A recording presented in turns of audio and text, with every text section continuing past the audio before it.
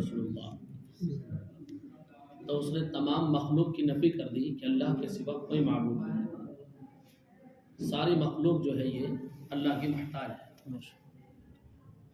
اس نے اس بات کو قبول کر لیا،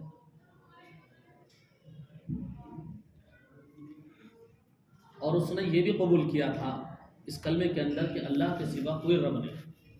جب ہم نماز پڑھتے ہیں تو کہتے ہیں الحمدللہ رب العالمین، تمام تعریف اللہ کے لیے ہے جو ساری کائنات کا پروردگار ہے۔ تو اس سے جب ہم ہر نماز میں پڑھتے ہیں نا یہ آیت الحمدللہ رب العالمین، تو ہم نفی کرتے ہیں کہ بچے کو ماں باپ نہیں پالتے، اللہ پالتا ہے۔ ہمیں ہماری فیکٹری، ہمارے عہدے، ہماری ڈگری، ہماری تمام کمپنی، ہمارے جو ہے یہ کارخانے نہیں پالتے ہمیں۔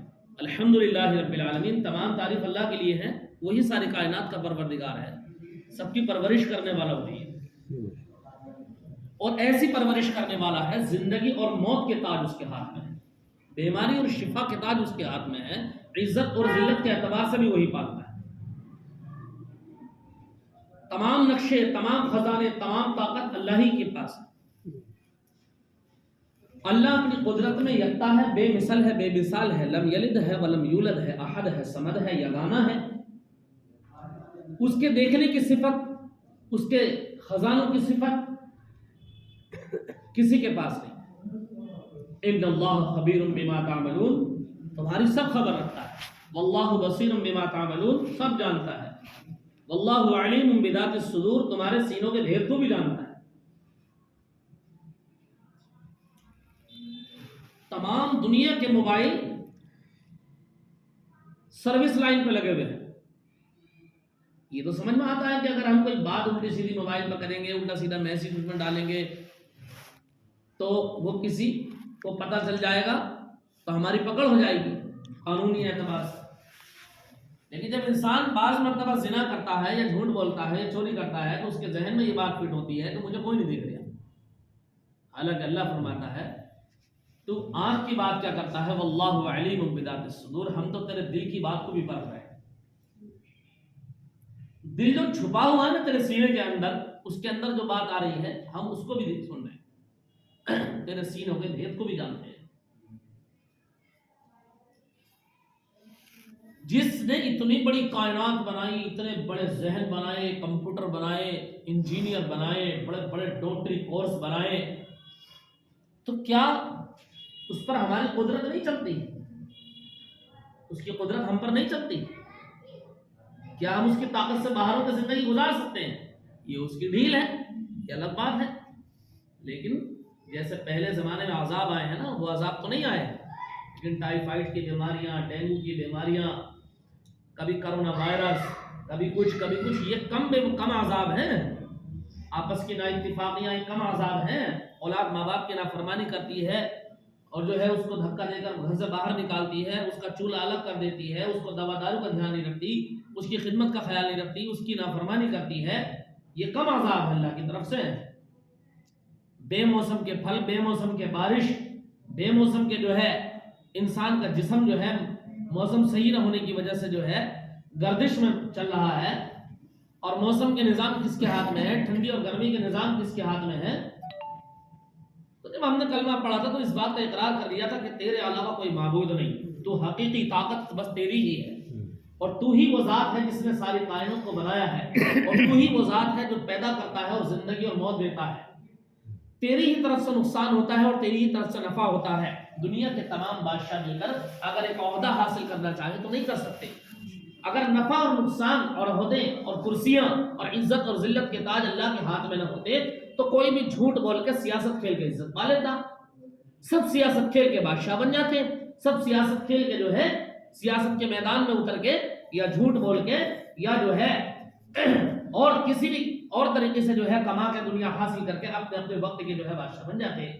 لیکن دنیا میں جتنے بھی لوگ آئے ہیں، اللہ نے بعض کی بادشاہت کو یوں کہا کہ ہم نے ان کو پہلے ہی بتا دیا تھا کہ ہم انہیں اپنا خلیفہ بنائیں گے، ہم نے بعض کو پہلے ہی بتا دیا تھا کہ ہم ان کو بادشاہ بنائیں گے۔ قرآن میں اللہ اس کا ذکر کرتا ہے۔ حضرت یوسف علیہ السلام نے دیکھا کہ 11 ستارے چاند مجھے سجدہ کر، اور آگے چل کے وہ خواب کی تعبیر پوری ہوئی۔ پتا بھی نہیں پتا آپ کو. آگے چل کے وہ خواب کی تعبیر پوری ہوئی. اور حضرت یوسف علیہ السلام نے خواب میں دیکھا کہ کوئی میرے ہاتھ میں خزانوں کی چابیاں دے گیا. آگے چل کے وہ خواب کی تعبیر پھر پوری ہوئی. ایک سبحان اللہ کہنا سلیمان علیہ السلام کی تمام بادشاہ سے افضل. ایک مرتبہ سبحان اللہ کہنا کیوں؟ سبحان اللہ کا ثواب، اس کا اجر باقی رہے گا. سبحان اللہ کے اوپر جو اللہ تعالیٰ مزدوری دے گا، انعام دے گا، اس پر جو نعمت دے گا وہ باقی رہے گی. جنت کی جوانی کبھی ختم نہیں ہوگی، خوبصورتی کبھی ختم نہیں ہوگی، نعمتیں کبھی ختم نہیں ہوں گی، وہاں موت نہیں آئے گی. یہاں کی زندگی کے ساتھ موت ہے، یہاں کی خوشیوں کے ساتھ غم ہے، یہاں کے دن کے ساتھ رات ہے، یہاں کی محبتوں کے ساتھ نفرتیں ہیں، یہاں کی جوانی کے ساتھ بڑھاپا ہے، جس کے ساتھ ہر خوشی کے ساتھ ہر صفت کے ساتھ ایک دوسری صفت لگی ہوئی ہے.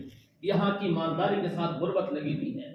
یہاں کوئی اوپر جاتا ہے، کوئی نیچے آتا ہے، کوئی غریب بن جاتا ہے، کوئی اچانک میں امیر بن جاتا ہے. اگر ایسا نہ ہوتا، یہ اتار چڑھاؤ نہ ہوتا تو اسے کون پکارتا، اسے کون آواز دیتا، اس سے کون مانگتا، اس کے سامنے فریاد کون کرتا؟ اس نے بنایا ہی زمین کو اس لیے تھا کہ دیکھو میری قدرت کتنی بڑی طاقت ہے میری، دیکھو سب کچھ کرنے والا میں ہوں. سارے دنیا کے سائنسدان اور ڈاکٹر مل کر کسی ایک شخص کو زندگی دینا چاہے تو نہیں دے سکتے. ساری دنیا کے سائنسدان ڈاکٹر مل کر کسی ایک مکھی کو اڑانا چاہے، مری ہوئی مکھی کو، تو اڑا نہیں سکتے، اس کے اندر روح نہیں ڈال سکتے. لیکن ہمارے دلوں کے اوپر کسی بھی بات کا اثر نہیں ہوتا. حالانکہ جتنے نبی دنیا میں تشریف لائے اور جتنی مرتبہ جبرائیل علیہ السلام وحی لے کر کے دنیا میں آئے، تمام اس فرشتے کی وحی کا مقصد بس یہی تھا دنیا میں پیار و محبت کے ساتھ لوگ زندگی گزارے، انسانیت کے ساتھ زندگی گزارے، اللہ کی عبادت اور اس کی قدرت کو جو ہے دیکھ کر، پرکھ کر، جانچ کر اور اس کی قدرت میں غور و فکر کر کے اسے رب مان کے زندگی گزارے. وحی کا مقصد، کتابوں کے نازل ہونے کا مقصد، انبیاء کی محنت کا مقصد، انبیاء کی قربانی کا مقصد، انبیاء کے مشوروں کا مقصد، انبیاء کی فکروں کا مقصد، انبیاء کی دعوت کا مقصد صرف یہی تھا کہ لوگوں کے اندر سے اگر ظلم ختم ہو سکتا ہے تو بس وہ ایک ہی چیز ہے، اللہ کی جو ہے 100% عبادت کرنا اور اللہ کے حکم کے مطابق زندگی گزارنا. اللہ نہ کسی پر ظلم کرتا ہے اور نہ اللہ ظالم ہے، وہ تو سب سے پیار کرتا ہے. اور اس نے ایسے حکم بندوں کے لیے اتارے ہیں کہ آپ کسی بھی حکم کو اٹھا کر دیکھیں. نماز کے اندر اجتماعیت، چلو مل جل کے نماز پڑھو. کھانے کے اندر اجتماعیت، چلو مل جل کے کھانا کھاؤ. اللہ کے راستے میں نکلو، اس میں اجتماعیت، چلو مل جل کے نکلو. ایسی نماز سیکھو، ایمان سیکھو، عمل سیکھو، تو سب کے اندر اجتماعیت رکھی، مل جل کر زندگی گزارنا. لیکن جب انسان کی زندگی سے دین نکلتا ہے، شراب، جوا، نشہ، لڑائی جھگڑے اس کی زندگی میں آ جاتے ہیں، اور پھر نا اتفاقیاں، بگاڑ اس کی زندگی میں پیدا ہو جاتا ہے. آٹومیٹک زہر کے اندر صفت ہے کہ وہ جب جسم کے اندر اترتا ہے تو انسانی زندگی کو تباہ و برباد کر دیتا ہے. آٹومیٹک نیمو کے اندر صفت رکھی ہے کہ جنوری کے مہینے میں کھاؤ گے تو نزلہ زکام کھانسی ہو سکتی ہے. اللہ نے اس کے اندر صفت رکھی ہے، اپنی قدرت رکھی ہے. وہ ایک اللہ کی مرضی ہے کہ وہ چاہے تو اپنی قدرت کو نکال لیتا ہے اور چاہے تو اپنی قدرت کو برقرار رکھتا ہے.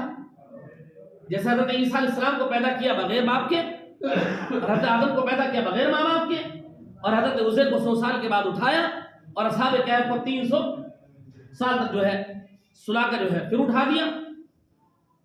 تو اس کی قدرت تو ہر اعتبار سے ہے، ہر طریقے سے ہے. لیکن جب انسان کی زندگی میں دین نہیں ہوتا تو قانونی اعتبار سے بھی مجرم بن جاتا ہے اور اللہ کا بھی مجرم بن کر زندگی گزارتا ہے. جب زندگی میں دین ہوتا ہے تو لڑائی جھگڑے، فتنے، فساد، حسد، جلن، کینہ، کپٹ، بغض، عداوت، نفرت، دشمنی سے وہ پرہیز کرتا ہے. اور جب اس کی زندگی میں دین نہیں ہوتا ہے تو تمام کام تو وہ کرتا ہے جو پہلے نمبر پر اس کی دنیا میں پکڑ ہوتا ہے.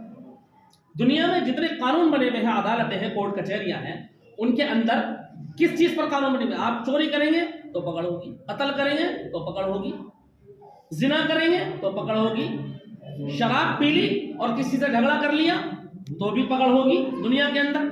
اسی طریقے سے دنیا کے اندر کوئی آدمی اگر نشہ کرتا ہے تو اس کی پکڑ گھر کے اندر بھی ہے، گھر کے باہر بھی ہے، اس کی عزت بھی ختم. تو دنیا میں بھی ضلالت ہے اگر زندگی میں دین نہیں ہے، اور آخرت میں بھی یہ بڑا مجرم بن کر جو ہے اللہ کے سامنے پیش کیا جائے. ایک دنیا کا تقاضا ہے، توجہ سے بات کو سنیں، ایک دنیا کا تقاضا ہے. اور ایک آخرت کا تقاضا ہے۔ کلمے کے اندر تو قبول کیا کہ میں آخرت کے اعتبار سے زندگی گزاروں گا۔ جو شخص دنیا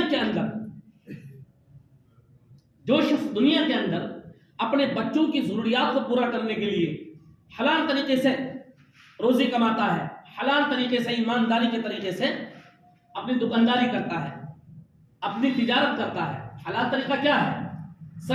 نماز کے وقت سٹر گرا دیا، مسجد میں آ گئے۔ حلال طریقہ کیا ہے؟ کم سے کم درجے کی بات ہے، کم سے کم درجے کی بات ہے کہ ہر امتی کی ذمہ داری ہے نبوت والا کام کرنا، نبی والی محنت کرنا ہر امتی کی ذمہ داری ہے۔ آپ 24 گھنٹے کے اندر صرف 2.5 گھنٹے مسجد کے لیے نہیں نکال سکتے تو کیا کر سکتے ہیں؟ زندگی میں دین باقی کیسے رہے گا؟ روزانہ آدمی اپنی دنیا کو برقرار رکھنے کے لیے، اپنے عہدے برقرار رکھنے کے لیے، اپنی ڈگریوں کو حاصل کرنے کے لیے اپنی راتوں کی نیند کو قربان کر رہا ہے، اور کلمے کی محنت کے لیے وہ 2.5 گھنٹے نہیں دے سکتا، تو اس کی زندگی میں دین برقرار کیسے رہے گا؟ ایک تو ہے ایمان لانا اور ایک ہے ایمان کو بچانا، اور ایمان بچتا ہے ایمان کی محنت سے۔ ایمان کی حفاظت ہوتی ہے ایمان کے قلعوں میں رہ کر ان کی مشق کرنے سے، ایمان کے قلعوں میں رہ کر ایمان کی باتیں کرنے سے، ایمان کے مذاکرے کرنے سے ایمان بچتا ہے، ایمان کی حفاظت ہوتی ہے، جو ہے اللہ کے دربار میں آ کے اپنے اللہ کے بندوں کو جو ہے نبی والی جو ہے دعوت دینے سے ایمان بنتا ہے۔ تو حلال طریقے سے وہ شخص جو ہے تجارت کر رہا ہے، جو اپنے واجبات، فرائض کو، سنتوں کو وقت پر ادا کر رہا ہے، اور 2-2.5 گھنٹے کم سے کم درجے کی بات ہے کہ روزانہ مستقل وہ نبی اکرم صلی اللہ علیہ وسلم کی دعوت کو لے کر امت میں چل پھر کر محنت کر رہا ہے۔ دیکھو ایک بات میں آپ کو سمجھاؤں، میں یہاں بیٹھ کے بات کر رہا ہوں، یہ بھی تبلیغ ہے، مدرسے میں پڑھا رہے ہیں وہ بھی تبلیغ ہے، خانقاہوں میں ہے وہ بھی تبلیغ کر رہے ہیں، مرکز میں ہے وہ بھی تبلیغ ہے۔ لیکن جس طریقے سے دنیا کے اوپر خون پسینہ آدمی بہا رہا ہے، جب تک اس طریقے سے گھر گھر چل پھر کر جو ہے اپنا خون پسینہ دعوت کی محنت میں نہیں بہائے گا، جب تک وہ قربانی نہیں پیش کرے گا جو قربانی انبیاء نے دی ہے دعوت کی محنت میں، تب تک اس کا ایمان جو ہے کمزور رہے گا۔ یاد رکھنا یہ بات، ایمان جو کامل ہوتا ہے نا، ایمان جو کامل ہوتا ہے وہ تب ہوتا ہے جب دعوت کی محنت میں خون پسینہ نکل جائے۔ دعوت کی محنت میں صحابہ نے جان دے دی، ہم پسینہ بھی نہیں بہا رہے، اور دنیا کے لیے جہاں کھانا ہمیں 12 بجے، 12:30 بجے، 1 بجے کھانا تھا، وہاں ہم سٹر نہیں گرا رہے دکان کا۔ ایسے جو آدمی جو کام کر رہے ہیں تو کسی نے ٹھیکہ لے لیا ریتا اٹھانے کا، بجری اٹھانے کا ہے، لیکن وہ اپنا پورا کام کرنے کے چکر میں جہاں انہیں کھانا 1 بجے تھا وہاں وہ 3 بجے کھانا کھا رہے ہیں، 2 گھنٹے لے، اور جہاں عشاء کے بعد سونا تھا، بعض آدمی دکان کا شٹر جو ہے کاشی پر اٹھا کر دوارے کے اندر 11 بجے 10:30 بجے رات کے گراتا ہے اور کھانا کھاتا ہے تو رات کے 12 بجے سوتا ہے، پھر فجر کی نماز آٹومیٹک چھوٹ جاتی ہے۔ آٹومیٹک سسٹم پیدا ہو جائے گا، جیسے نیمبو کے اندر تاثیر ہے کہ آپ اگر آپ کھائیں گے تو آٹومیٹک سسٹم ہے کہ وہ اپنا اثر دکھائے گا۔ تو حلال طریقہ یہ ہے کہ آپ نے اپنے واجبات کو، فرائض کو، سنتوں کو وقت کی پابندی کے ساتھ ادا کریں، اور جو ہے اپنے دین کے تقاضوں کو آگے رکھے دنیا کے تقاضوں سے۔ اب دین کے تقاضے کیا ہیں؟ دین کے تقاضے یہ ہیں کہ امت کے اندر کس طریقے سے آخرت کی فکر پیدا ہو جائے۔ ان تقاضوں کو دلی نظام الدین مشورے سے جو ہے یہاں لایا جاتا ہے، اور ان تقاضوں کو رکھا جاتا ہے، وہ ایک ترتیب دی جاتی ہے امت کو، بھئی اس ترتیب سے اگر ہم کام کریں گے، اس ترتیب سے اگر ہم ان تقاضوں کو پورا کریں گے تو ہماری زندگی کے اندر دین کا آنا آسان ہوگا، اور اگر ہم ان تقاضوں پہ پورا نہیں اتریں گے، دنیا کے تقاضوں کو پورا کریں گے، تو ظاہر سی بات ہے دنیا ہمارے اندر بڑھتی چلی جائے گی، اور دین کے تقاضوں کو پورا نہ کرنے کی وجہ سے دین ہماری زندگی سے نکل کر چلا جائے گا۔ ٹھیک ہے نہیں؟ تو اس لیے نا جو تقاضے ہم لیں انہیں پورا کرنے کی کوشش کریں، اور جو عزائم ہم کریں انہیں پورا کرنے کی کوشش کریں۔ انسان دنیا کے اندر گرتا ہے، پھر نا اللہ حفاظت فرمائے، اللہ معاف فرمائے، بیاس لے کے بھی اٹھنے کی کوشش کرتا۔ انسان دنیا کے اندر گرتا ہے، ادھار لے کے بھی اٹھنے کی کوشش کرتا۔ انسان دنیا کے اندر گرتا ہے اور وہ زمین پر گر جاتا ہے اور غم میں مبتلا ہو جاتا ہے، روٹی بھی کھانی چھوڑ دیتا ہے، رشتہ داروں کو بلاتا ہے، ان سے مشورہ کرتا ہے، میری دکان پٹ ہو گئی، میرا کاروبار پٹ ہو گیا، اور میرے پاس آٹے چاول کی بھی جو ہے گنجائش گھر کے اندر نہیں رہی، اب یہ بتاؤں کہ میں کیسے آگے بڑھوں۔ فکر کرتا، مشورے کرتا، مذاکرے کرتا، اس کے لیے روتا ہے، اس کے لیے دکانوں دکانوں چکر لگاتا ہے اس کے لیے، اپنے کام کی ترتیب کو ادھر ادھر کرتا ہے. یہ وہ ترتیب ہے، یہ وہ ترتیب ہے کہ جس کی وجہ سے اگر ہم نے اس ترتیب کو اپنا لیا، اللہ کی قسم ہماری زندگی کے اندر وہ دن آ جائے گا کہ دنیا کے اندر کوئی مسلمانوں کے اوپر ظلم نہیں کر سکتا، دنیا کے اندر کوئی مسلمانوں کو ذلیل نہیں کر سکتا. دنیا میں بھی عزت پائیں گے مسلمان، شرط یہ ہے کہ کھرے کلمے والے موجود ہوں، شرط یہ کہ کھرے ایمان والے موجود ہوں، شرط یہ کہ دودھ کا دودھ اور پانی کا پانی اس طرح سے جو ہے گناہوں سے ہماری دوری ہو، اس طرح سے نیک اعمال ہماری زندگی کے اندر موجود ہوں. تو اس لیے جو ہے جو عزائم ہم کر کے گئے تھے، اب وہ عزائم ہمارے سامنے آئے. کارگزاری کا مقصد کیا ہے؟ کارگزاری کا مقصد یہ ہے کہ ہمارے اندر فکریں پیدا ہو جائیں. اگر فکریں پیدا نہیں ہوگی اور سرسری طور پر ہم عزائم کر کے جاتے ہیں تو ظاہر سی بات ہے، اور عزائم کو پورا کرنے کی کوشش نہیں کرتے ہیں تو ظاہر سی بات ہے کہ پھر جو ہے جو مقصد ہے ہماری کارگزاری کا، وہ مقصد جو ہے پورا نہیں ہو پائے گا. تو کارگزاری کا مقصد یہ کہ ہمارے اندر فکریں پیدا ہو جائیں، عزائم کو پورا کرنے کا مادہ پیدا ہو جائے، اللہ کے راستے میں نکل کر جو ہے اپنے تمام ایمان والے بندوں کے ساتھ چل پھر کر جو ہے پوری امت کے اندر جو ہے تمام دنیا کا جو ہے ظلم ختم ہو جائے، اور ہم جو ہے ایک اللہ کی ذات پر بھروسہ کر کے زندگی گزارنے والے بن جائیں. انشاءاللہ دنیا میں بھی کامیاب اور آخرت میں بھی اللہ